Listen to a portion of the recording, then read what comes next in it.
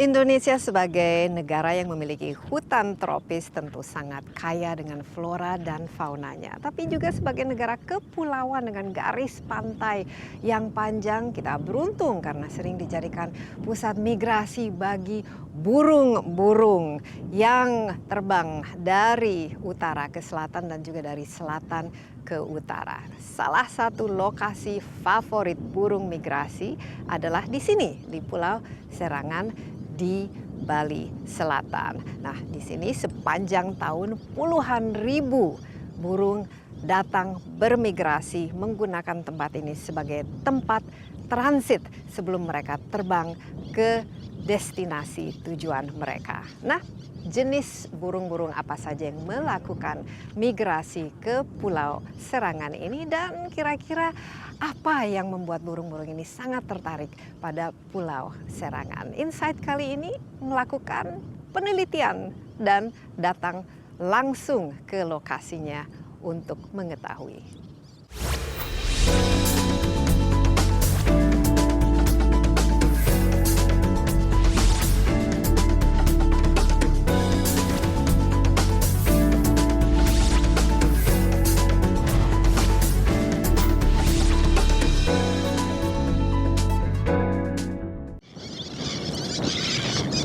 Pulau Bali merupakan tempat persinggahan bagi burung migran dari berbagai negara yang tengah bermigrasi ke Indonesia maupun wilayah lainnya di dunia. Salah satu lokasi yang menjadi favorit bagi burung migran adalah Pulau Serangan. Letak Pulau Serangan yang berada di jalur lintasan migrasi burung membuat banyak burung migran singgah ke pulau ini sebelum bermigrasi ke daerah lainnya.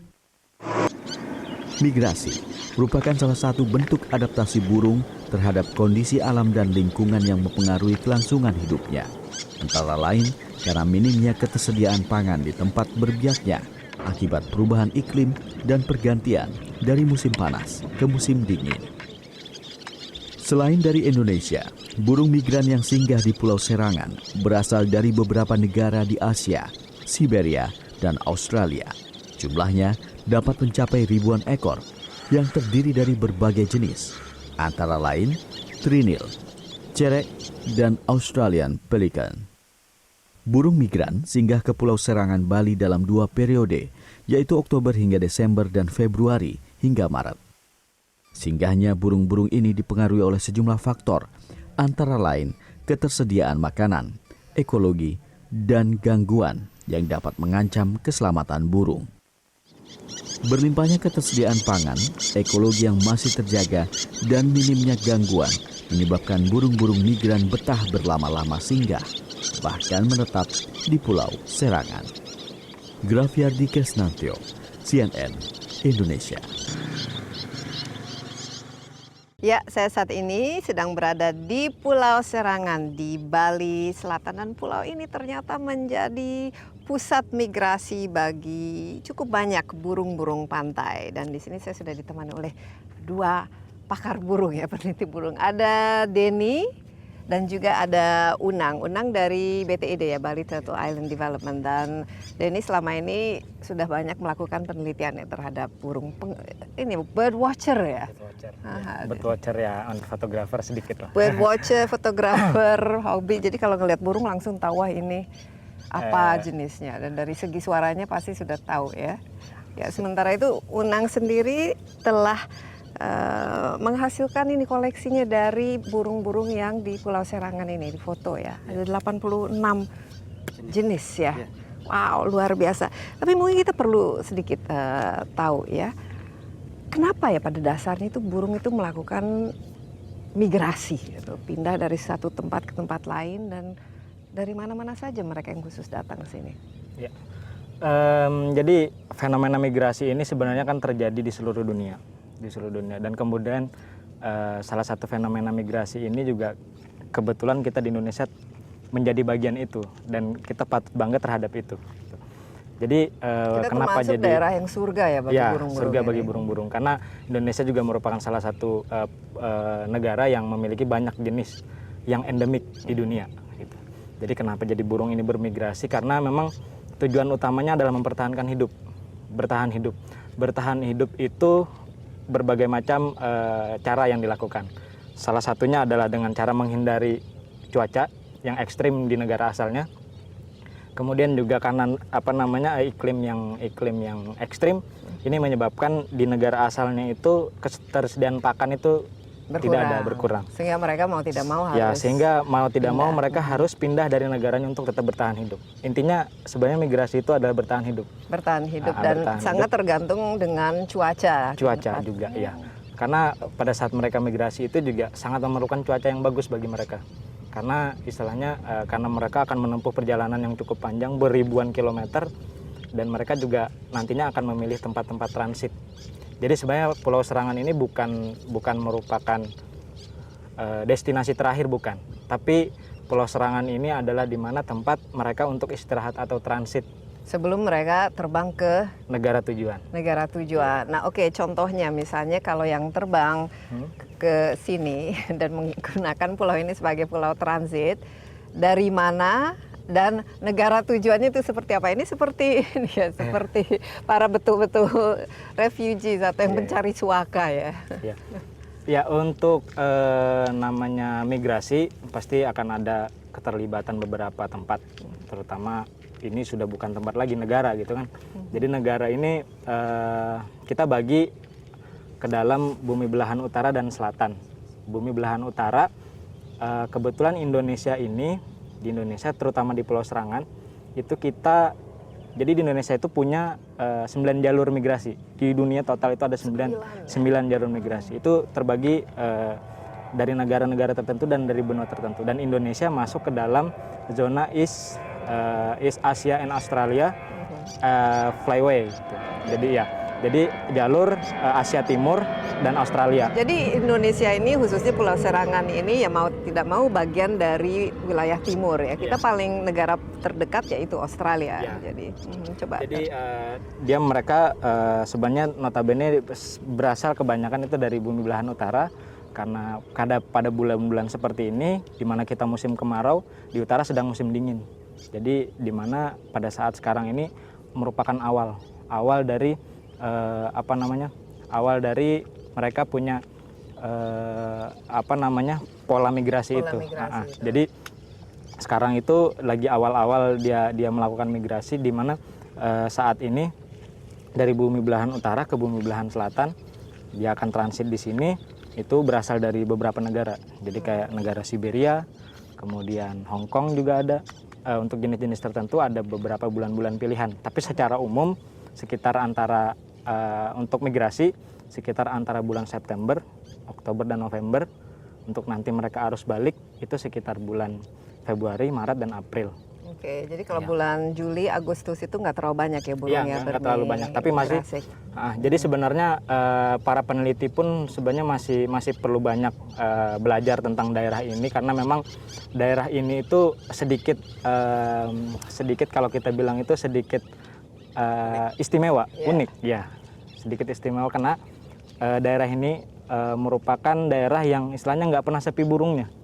Iya, sekarang saja kita dengar banyak sekali burung yang berkicau ya. Tapi kan tidak semua burung yang melakukan migrasi ya. Burung-burung jenis apa saja yang biasanya pola hidupnya itu melakukan migrasi? Dan burung-burung seperti apa yang misalnya nggak kemana-mana gitu, selalu tetap pada rumahnya itu sendiri? Iya. Jadi kalau untuk pemantauan burung migrasi sendiri, kita di Indonesia itu ada beberapa jenis burung. Saya bagi mungkin ada yang burung hutan, kemudian ada yang burung pantai atau burung air, kemudian ada raptor jenis burung pemangsa. Nah, pada saat-saat musim migrasi ini kita karena istilahnya jarak dan waktu juga, kita akan mencari posisi yang paling tepat, paling dekat, kemudian paling strategis untuk kita melakukan pengamatan. Kebetulan di sini. Nah, di sini itu jenis-jenis tertentu, karena kita habitat untuk hutan agak sedikit ya. Jadi akan lebih banyak jenis burung pantai di sini atau jenis burung air.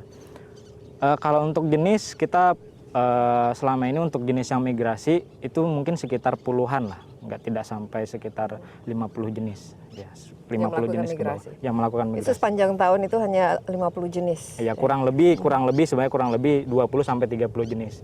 Tapi kalau dari jumlah ribuan dong. Kalau jumlah ribuan, kalau jenis puluhan. Ya. Jenis puluhan, kalau Individunya ribuan. ya, wow, luar biasa ya mereka di sini. Tapi kalau yang endemik, yang lahir menetas di sini, hidup sini dan juga mati di pulau ini, berapa jenis ya yang dimiliki? Jadi kalau misalkan untuk di pulau ini terutama kita patut bangga juga bahwasannya negara ini punya endemisitas tinggi. Jadi tingkat endemiknya tinggi dan untuk jenis burung pantai yang endemik itu cuma satu. Namanya cerek Jawa. Dia orang Jawa nih. Rada medo dikit kalau di suara iya. Gitu. Jadi burung ini yang diyakini dengan peneliti bahwasannya burung ini dia menetap di Indonesia, berbiak di Indonesia, kemudian mati juga di Indonesia. Paspornya Indonesia, Iya. nggak kemana-mana ini. Nah, Unang, Anda sendiri setahun terakhir ini telah melakukan pengamatan dan melakukan pemotretan ya terhadap jenis-jenis burung yang bermigrasi ke sini. Kira Anda sebut ada 86 ya? Ya. Coba mungkin bisa ceritakan sedikit 86 itu jenisnya. jenisnya ya. Tapi kalau yang bermigrasi sekitar 36 Mbak. 36 ya. Jenis burungnya 86, bermigrasi 36. Jadi yang 50-an itu dari mana mereka? Dia ada di sekitar sini. Dia ada sekitar ya. Jadi kadang mereka datangnya dari daerah benua sana, dari Nusa Dua, dan macam-macam. Jadi dari burung-burung tetangga ya yang mampir ya ke sini. Bisa ceritakan sedikit mungkin dari segi jenis burung yang bermigrasi yang 36 burung itu dari mana-mana saja mereka dan ada ciri-ciri khas tertentu yang mereka miliki mungkin yang menarik, yang unik ya. Kalau dari mananya saja sebenarnya saya tidak sampai mendalam ke sana. Cuman dari yang saya sempat baca itu lebih banyak kita dari Australia. Nanti si Denny bisa perjelas mungkin. Nah sebenarnya memang yang menarik dibilang unik di Serangan itu agak unik. Jadi kalau migrasi itu biasa di tempat lain musiman, di sini tidak kenal musim. Ya terus menerus ya. Terus menerus. Jadi kalau airport ini kayak terminal ini ya pusat Ya, gitu betul. datang dari selatan, barat, timur, utara ya untuk transit di sini. Nah kasus burung yang bermigrasi di sini ada berapa jenis yang sempat saya lihat ya. Jadi mereka itu kadang bentuk tubuhnya bisa lebih besar 2 kali dari badan aslinya. Jadi ternyata memang mereka di sini juga mencari makan untuk bekalnya mereka untuk menuju negara tujuannya mereka. Jadi kadang Apa-apa saja mereka yang dimakan di sini? Ini ada hutan bakaunya kan di sini dan juga perairannya kan cukup banyak. Nah ada yang sebenarnya ada beberapa jenis burung air yang kesukaannya beda. Ada yang suka di terumbu karang, yang ada berkarang, itu lebih banyak jenisnya. Lebih banyak jenisnya itu jenis ada namanya trinil pembalik batu. Itu dia tidak akan pernah kita temukan di lumpur. Dia adanya karang-karang yang saya biasa temukan di sebelah sana dan sebelah sini. Dia sedang membalik batu mencari kayak udang, kepiting. Jenis-jenis di kayak balik gitu. batu. Ya, kira gitulah. Ada udang di balik batu dia cari. Di balik batu. Nah, terus yang jenis-jenis yang lain kayak Jadi mereka makan udang gitu, ya, makan apa lagi mereka biasanya? udang, ada kepiting. Kadang Ikan mereka makan. Ikan kadang makan tapi tidak sering. Lebih banyaknya kalau saya amatin mereka lebih banyak makan udang atau kepiting yang ada di sini. Nah, untuk yang jenis yang suka berlumpur itu biasanya dia makan jenis-jenis kayak cacing. Ya, kalau di daerah biasanya yang di seberang sana dia lebih banyak makannya cacing karena daerahnya lebih berlumpur. Kalau di sini pasir dan karang. Jadi bedanya sih. Sama di sini agak langka yang sebenarnya saya temukan yang dan jarang, kedidi besar. Itu statusnya sekarang kalau tidak salah itu terancam mungkin. Tapi ini semua rata-rata jenis burung pantai ya yang bermigrasi ke sini. Ada yang tidak sebenarnya. Ada jenis kayak kedasi Australia. Ada kiri-kiri Australia. Australia, ada kirik-kirik Filipina. Ada dari cekakak Filipina. Australia juga ada. Ada. Jadi rata-rata banyak yang dari Australia Iya. ya. Tapi memang masih didominasi sama burung-burung pantai. Gitu. Burung-burung Nah pantai. bahkan kalau saya menduga ada mungkin teman-teman yang sudah biasa pengamatan burung di sini kayak Denny dan teman-teman. Jadi kayak kirik-kirik laut ini sepertinya sekarang sudah jadi penetap. Karena dia tidak kemana-mana. Betah ya mungkin ya. Bisa jadi karena kalau saya lebih lihat karena memang didukung dengan habitatnya yang benar-benar ya mendukung mereka untuk hidup dan bertahan di sini. Jadi intinya sebenarnya kawasan Serangan ini habitatnya masih sangat baik sehingga kenapa mereka sangat sering mau ke sini.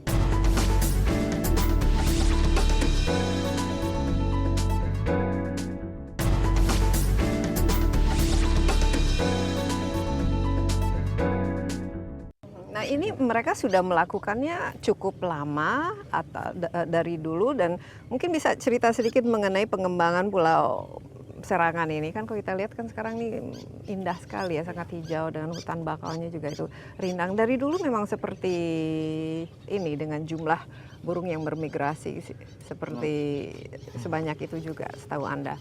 Nah kalau setahu saya, kalau yang saya tahu ya, saya tahunya setelah pasca reklamasi sebenarnya. Itu. Setelah itu sebelumnya kita tidak pernah tahu sebenarnya kondisinya kayak apa. Cuman kalau misalnya dari cerita-cerita kayak itu masih kembali ke burung, ada dengan habis reklamasi ini justru beberapa burung yang dulu masyarakat tidak pernah melihat itu justru ada. Kayak misalnya yang di belakang sana ada pecuk padi belang, pecuk padi hitam, itu dulu tidak ada. Sekarang mereka ada di sini.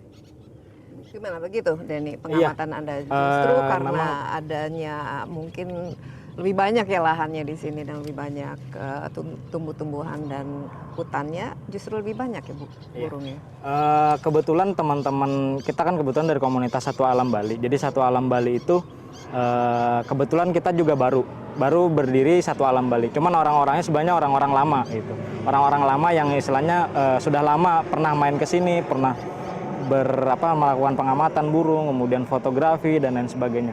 Nah, hasil dari pengamatan itu ya, seperti jadi apa? pengamatan itu sebenarnya sudah dilakukan sejak tahun 2006. Jadi 10 tahun lah ya. Iya, sekitar 10 tahun yang lalu sudah mulai dilakukan dilakukan pengamatan di sini, dan kita tidak tahu persis apa yang terjadi sebelum tempat ini ada gitu. Jadi kita hanya tahu tempat ini itu dari tahun 2006, ceritanya tahun 2006 hingga sekarang. Jadi memang ada beberapa jenis-jenis burung yang entah dulu karena masih minim informasi dan lain sebagainya mungkin tidak terrecord, tapi setelah kita mendapatkan informasi lebih lanjut ternyata ada jenis-jenis baru yang ternyata ada di sini. Salah satunya kemarin itu jenisnya Buff-breasted Sandpiper.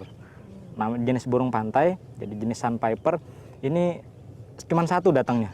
Kalau yang lain, jadi kalau misalkan kita lihat bunga di kebun, ribuan bunga itu terlihat biasa. Tapi kalau kita lihat satu bunga yang berbeda di ribuan bunga itu, ini yang jadi luar biasa. Seperti Rafflesia, ada bunga bangkai gitu. Jadi burung ini cuma satu dan belum pernah terrecord di Asia. Yang saya baca. Kemudian ternyata ada di pulau ini dan nama Indonesianya saja belum ada. Ini mungkin nanti tugas teman-teman peneliti untuk masih ada di sini atau lagi bermigrasi ke tempat lain burung ini jenisnya? Burungnya ini kebetulan datangnya udah tahun lalu 2015 di pulau ini. Ya? Tahun ini kita harapkan semoga datangnya lebih banyak. Dia kasih tahu teman-temannya untuk ternyata ada pulau indah di Bali. Tapi pulau burung-burung yang datang Pulau Serangan ini yang bermigrasi tadi, apalagi ada sekitar puluhan jenis itu, sudah pernah atau sering juga bermigrasi ke Bali di pantai-pantai lainnya? Anda sendiri lihat atau hanya khusus mereka bermigrasinya dan transitnya di Pulau Serangan? Karena kan Bali kan pulau dan memiliki banyak pantai dan pulau-pulau lainnya. Jadi Pulau Serangan ini merupakan salah satu pulau yang cukup unik dalam arti kata dari segi habitat, kemudian ekosistem yang ada, dataran, ada air, ada dataran, kemudian ada air, ada pantai gitu, ada tanah berlumpur juga. Jadi di Bali sendiri itu sebenarnya ada beberapa lokasi yang pernah kita temukan. Kemarin terakhir kita beberapa menemukan jenis-jenis yang mungkin jarang kita record. Kita record dalam arti kata terdokumentasi dengan foto. Meskipun dulu sempat pernah ada di sini. Cuman kan istilahnya makin ke sini dunia penelitian juga butuh untuk dokumentasi burung. Jadi istilahnya bukan hanya untuk penelitian pengamat. Karena jika hanya mengamati saja itu juga mungkin perlu adanya dibantu dengan fotografi ini. Jadi kemarin kita juga sempat ketemu salah satu burung juga namanya gajahan kecil. Gajahan kecil. Ini ya. burungnya ini ekstra berisik ya. Iya. Ini burungnya kebetulan karena saking besarnya ya. Tapi ini terus terang dengan adanya ini kan jalur Iya. burung besi ini Iya. juga ini mengganggu atau tidak ya terhadap teman-teman burung yang ada di sini. Iya, jadi sebenarnya karena ya sama kayak manusia lah ya. Jadi istilahnya kita bisa karena terbiasa kan gitu.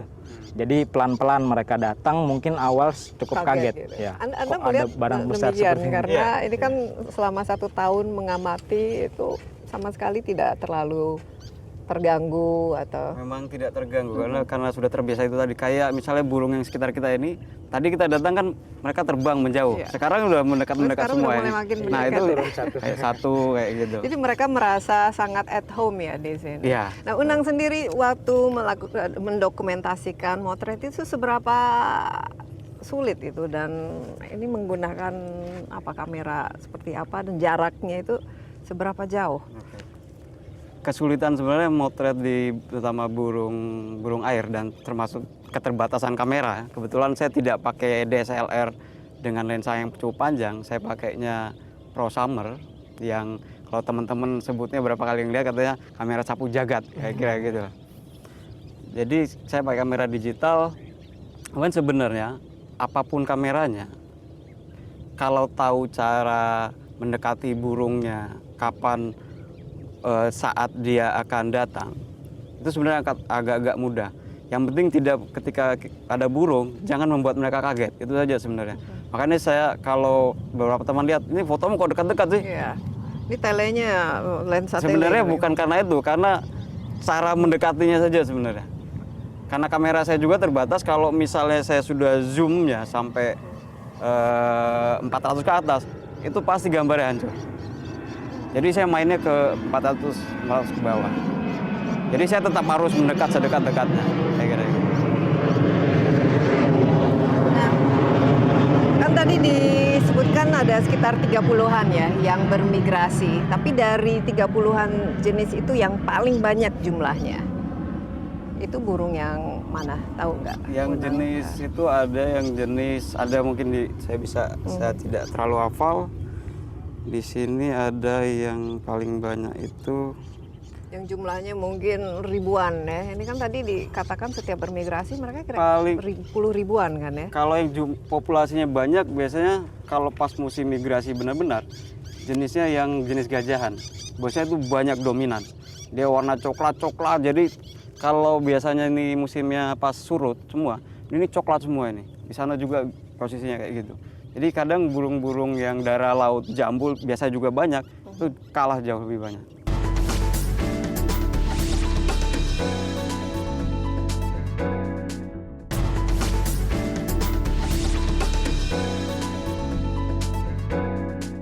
Kalau ekosistem ya, ini kan sudah direklamasi dan kira-kira apakah ada perubahan atau ya bisa diceritakan lebih lanjut mengenai keunikan daerah pulau ini sendiri? Mungkin Denny ya, tadi kan disebut ini ada perairan, mungkin ada karang, ada pasir dan lain sebagainya. Tapi apa yang membuat daerah ini sebenarnya beda ya dari daerah Bali yang lain? Iya. Jadi menarik lagi tempat ini adalah di mana ini tempat istilahnya yang dulu belum pernah ada kemudian dia ada dan ternyata ada fenomena migrasi burung. Nah di sini ini akan menarik perhatian burung bahwasanya mereka punya tempat-tempat yang mereka senangi.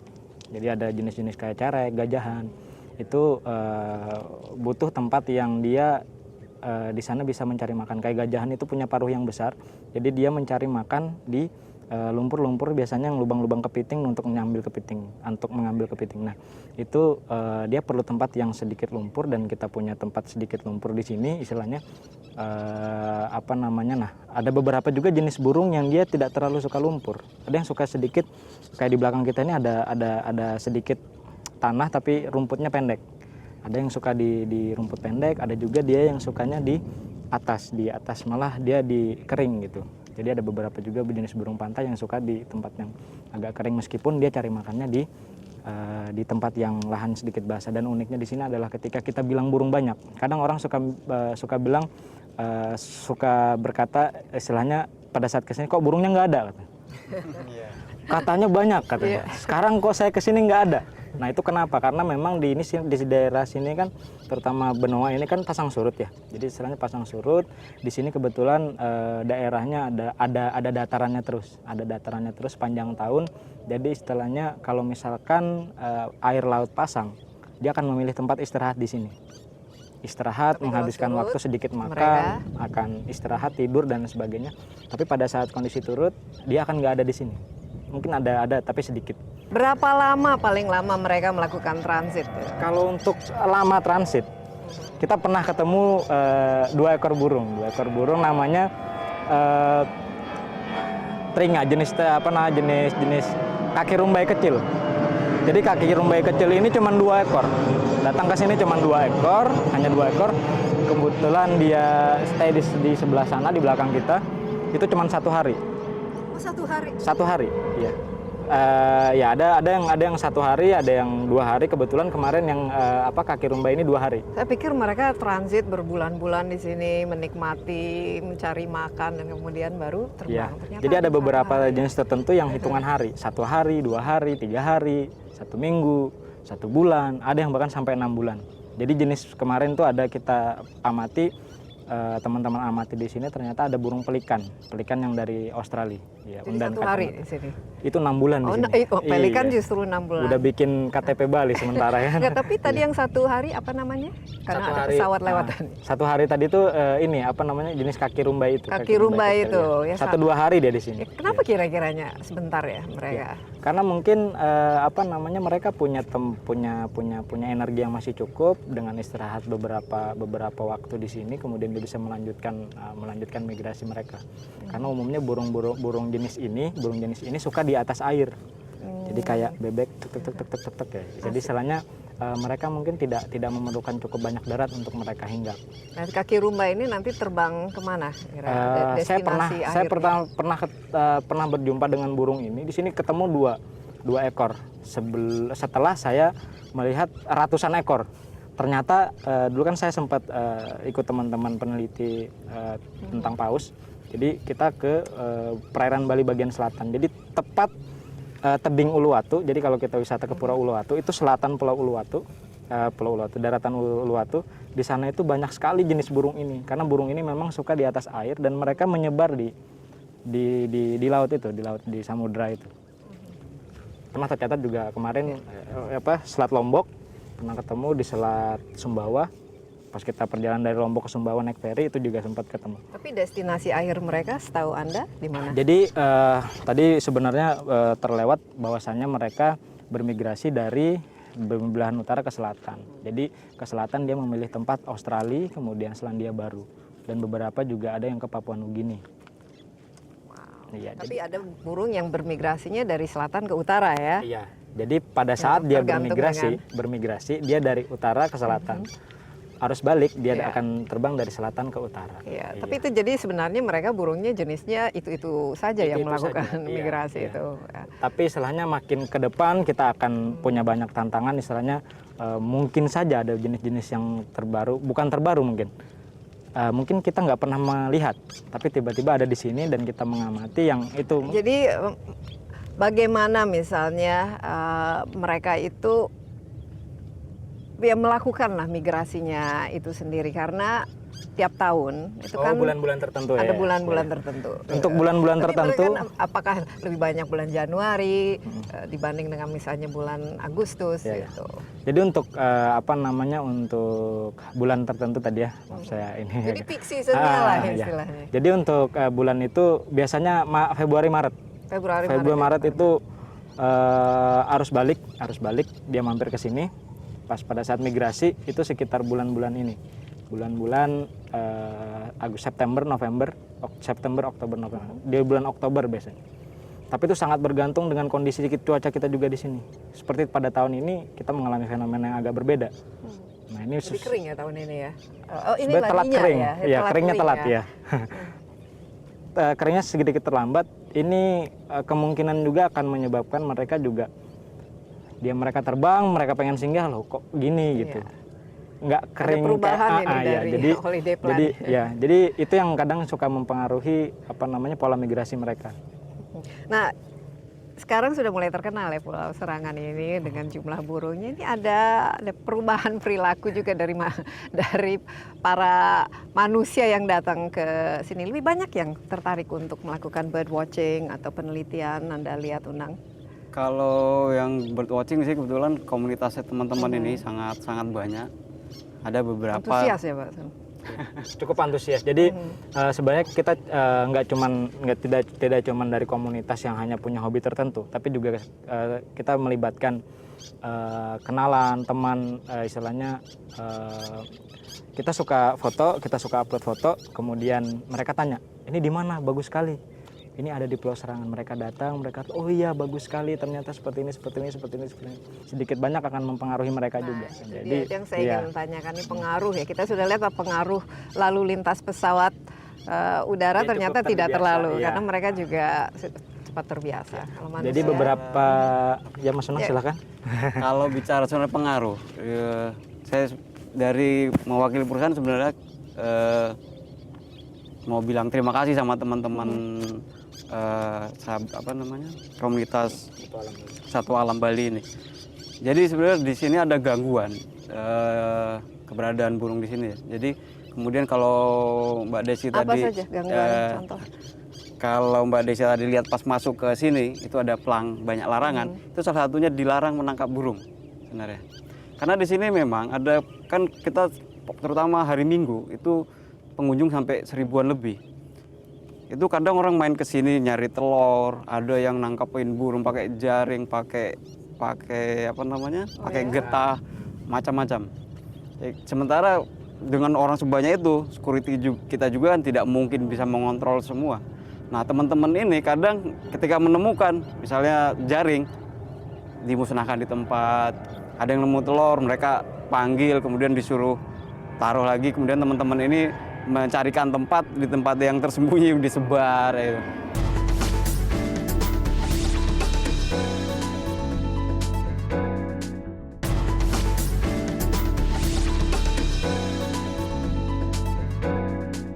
Pengembangan atau Anda kan dari Bali Turtle ya. Ini jadi pengembangannya termasuk daerah ini. Nah itu kira-kira kedepannya tuh seperti apa? Ini kan merupakan daerah terproteksi, konservasi atau bagaimana persisnya? Dan karena kan tidak boleh dong nanti orang sembarangan lah merusak atau mengambil, mencuri telur burung dan menangkap burung. Saat ini karena masih secara perizinan yang banyak itu kita belum dapat semua. Kita belum bisa kemudian membuat aturan yang bahwa yang boleh masuk hanya orang-orang tertentu misalnya. Kita belum bisa itu karena ini terbuka untuk umum. Jadi untuk wisata umum. Makanya sampai ribuan itu. Kadang seperti juga ya karena terbatas itu ya kelelahan juga untuk mengawasi, sangat terbatas. Jadi makanya penting sebenarnya. Saya justru melihat burung-burung ini akan jauh lebih aman ketika BTD benar-benar sudah bisa bangun. Karena akan terkelola dengan baik. Misalnya gini, kenapa saya buat buku ini? Sebenarnya karena kan ada rencana dari BTD sendiri untuk entah itu namanya apakah taman burung, apakah bird sanctuary atau taman safari, kita belum tahu seperti apa. Cuman intinya bagaimana melindungi burung yang sudah ada di sini. Karena buat perusahaan sendiri, ini sebenarnya anugerah. Kita tidak perlu beli burung sudah datang sendiri. Artinya kita tinggal kelola, kemudian lahannya kita tata sedemikian rupa sehingga burungnya tetap ada, itu menjadi daya tarik wisatawan juga. Sebenarnya ini kan anugerah buat semua kan, cuman bagaimana Kita kita memanfaatkan, memproteksi ya. dan memproteksi dan juga tidak merusak ya, lingkungan. Menurut Anda idealnya itu seperti apa? Karena ya ini kekayaan lah buat Indonesia yang akhirnya menjadi tempat transit bagi begitu banyak burung, dan tentu saja ini merupakan bahwa Indonesia itu sangat fertile ya, atau sangat subur dan bisa menjadi rumah bagi burung-burung ini. Iya, jadi kembali ke tujuan kami lagi, mengapa kami mengamati, kami foto, kemudian kami menangkap untuk melakukan penelitian dan sebagainya, istilahnya birdbanding. Jadi tujuan kami hanya simpel sebenarnya, hanya untuk menginformasikan bahwasanya di sini ada fenomena yang tidak seluruh dunia dapatkan, tapi kita dapatkan di sini. Ini sebenarnya merupakan himbauan juga bagi masyarakat yang istilahnya untuk datang berwisata, tidak membuang sampah dengan apa istilahnya sembarangan. Kalau bisa kita biasa pengamatan sampah bawa pulang, nggak ada yang akan kita simpan di sini gitu. Jadi kesadaran masyarakat itu penting. Jadi bagaimana pada saat bulan-bulan tertentu ada beberapa jenis burung yang melakukan apa namanya perkembangbiakan, dia bertelur, kemudian ini kadang masyarakat masih suka mengambil telurnya dan lain sebagainya untuk kebutuhan konsumsi atau seperti apa. Nah ini yang mungkin cukup dimohonkan untuk kesadarannya untuk menghindari yang seperti ini, karena kita juga istilahnya ya terbatas, kita tidak banyak seperti mereka yang datang, tapi kita berusaha supaya power kita lebih ini untuk memprotek mereka dengan cara menularkan kebaikan-kebaikan untuk mereka seperti itu, kayak fotografi, bird watching dan lain sebagainya. Karena bird watching ini merupakan istilahnya juga wisata ekowisata, sangat diminati oleh masyarakat di luar negeri. Nah, bagaimana caranya supaya di Indonesia juga mendapatkan yang seperti itu. Tentunya Anda, dengan bantuan dari pihak. Kalau menurut Anda perlu ada dijadikan misalnya swaka yang memang yang resmi bahwa ini merupakan daerah yang terproteksi, tidak boleh melakukan kegiatan sembarangan yang merusak alam gitu. Kalau dari ada perencanaan yang seperti itu, saya malah sangat setuju, sangat setuju. Jadi istilahnya karena tempat itu kadang kita butuhkan. Pada saat kita pengamatan, kita kadang menemukan luka-luka pada burung, kadang dia ada yang lumpuh, kemudian ada yang apa, kita perlu perawatan, kita tidak punya tempat. Ya. Kebetulan saya juga dokter hewan, jadi istilahnya ketika ada kasus, saya coba lakukan pemeriksaan fisik, istilahnya dengan apa yang ada saya bawa gitu. Jadi kita perlu semacam swaka marga satwa atau dan lain sebagainya untuk tempat ini, sehingga juga itu bisa kita kontrol. Yang ada yang sakit, kemarin terakhir Mas Unang malah fotonya salah satu burungnya ada kakinya yang putus. Kan kasihan. Iya, kasihan dalam arti kata kita tidak bisa mengelola mereka di rumah karena mereka punya kebiasaan atau fisiologis tubuh yang beda, karena mereka perlu tempat yang lembab. Kalau di rumah kita kering nanti bisa lumpuh. Dan perlu ahlinya yang menangani. Ini dalam pengembangan pulau ini ke depan memang ada, setahu Anda, rencana misalnya nanti ada pusat penelitian, kemudian juga ada pakarnya yang untuk bisa memahami bagaimana kita merawat misalnya kalau ada yang sakit dan lain sebagainya itu.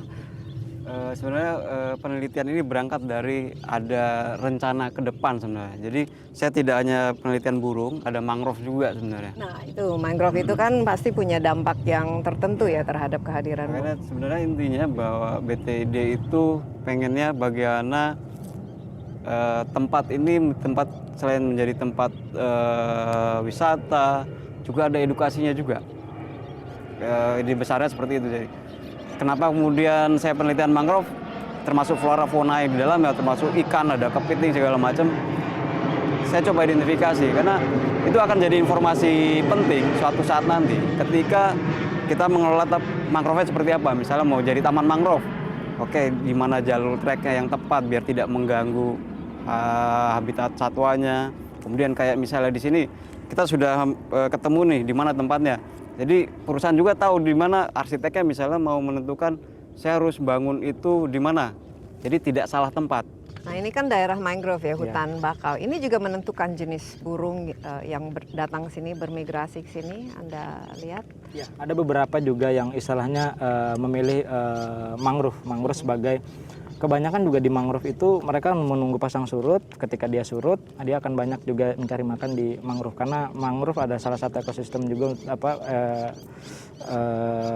tempat yang mereka idolakan untuk mencari makanan, karena memang tanahnya yang itu tadi saya jelaskan bahwasanya banyak lubang-lubang kepiting dan lain sebagainya untuk mereka mencari makan itu.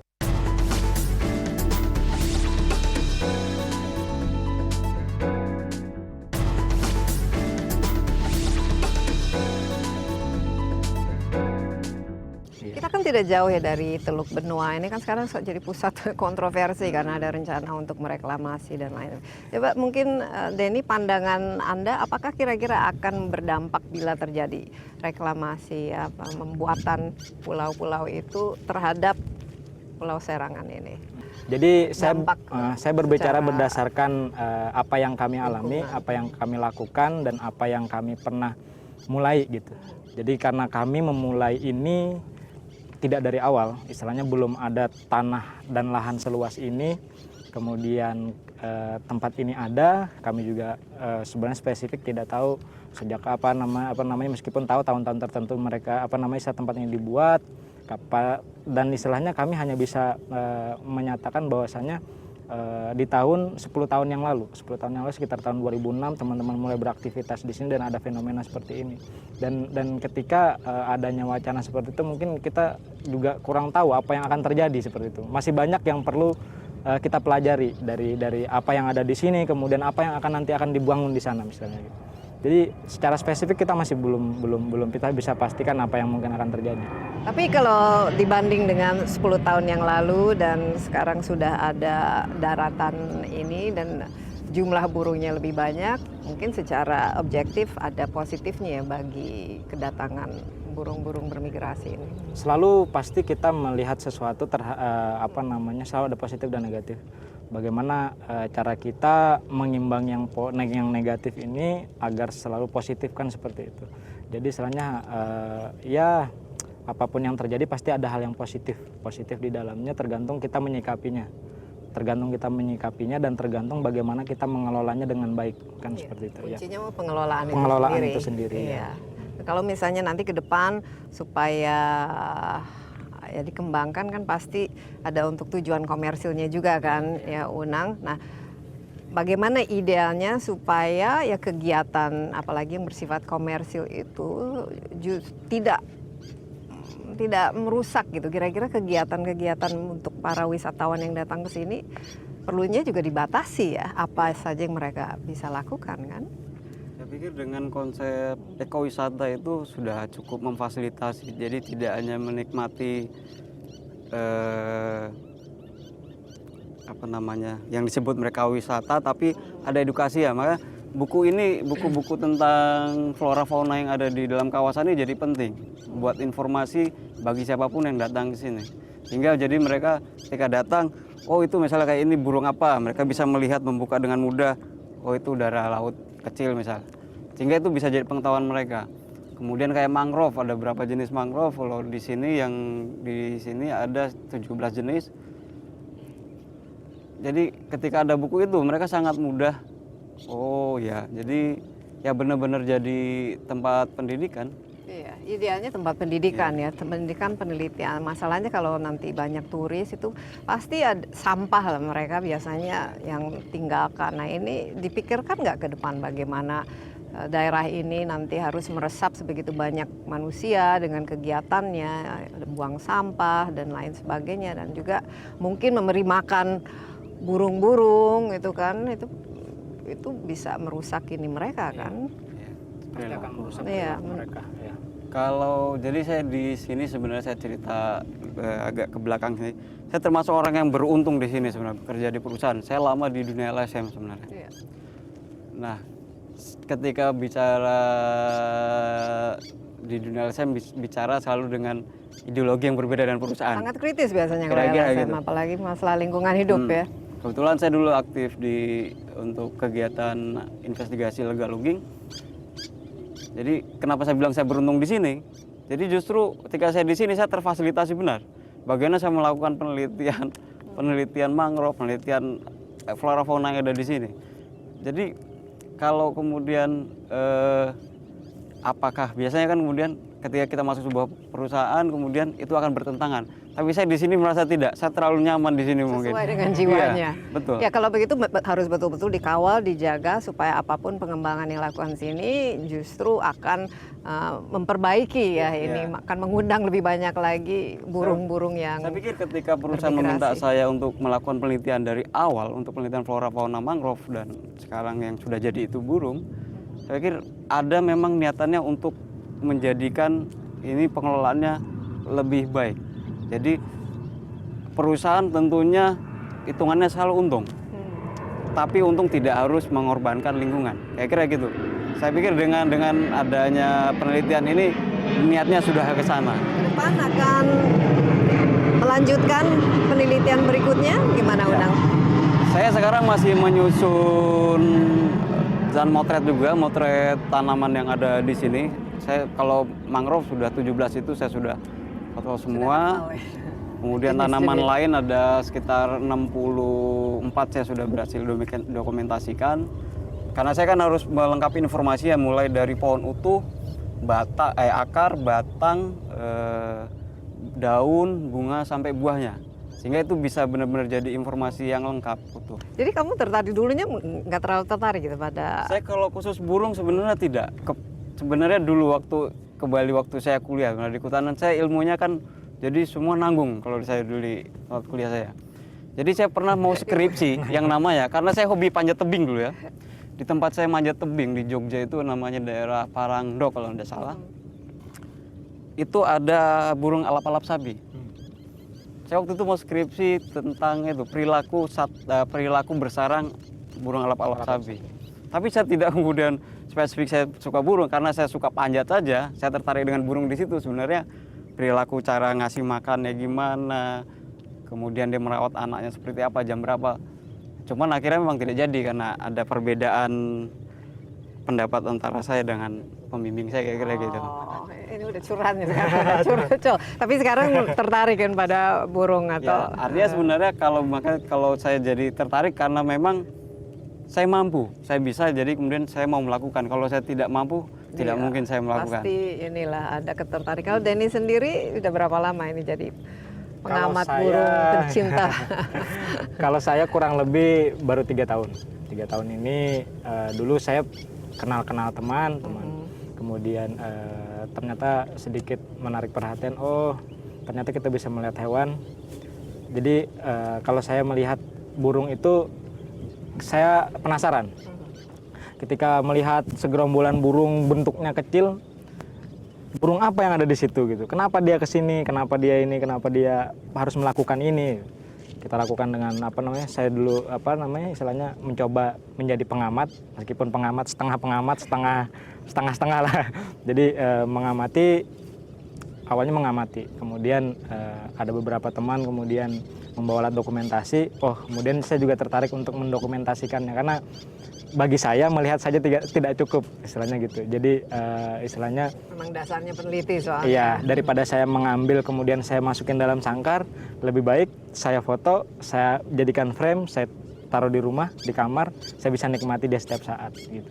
Jadi hanya itu sebenarnya yang menjadi dasar saya mengapa jadi tergelut di dunia. Ya, ikut sedikit mendokumentasikan, selain juga untuk kepentingan riset di Indonesia. Kebetulan juga kan kita tahun depan di Bali kita ada ini jadi tuan rumah untuk pelaksanaan konferensi, dibilang konferensi nasional peneliti dan pemerhati burung di Indonesia. Jadi KPPBI 3. Jadi KPPBI 3 ini kita lakukan bulan depan 2017. Berapa itu jumlahnya nanti ini? Semakin banyak ya Bang? Semakin banyak. Semakin tahun semakin banyak. Iya, terakhir kemarin dilakukan di Jogja. Itu ada anak kecil, maksudnya masih anak-anak. Dia sudah menciptakan satu buku yang dia amati sendiri, dia foto sendiri, kemudian dia tulis sendiri dengan bantuan mungkin orang tuanya juga istilahnya. Jadi di sini peran orang tua juga sangat berperan terhadap kita juga, istilahnya ada motivasi tersendiri ketika Mas Unang buat.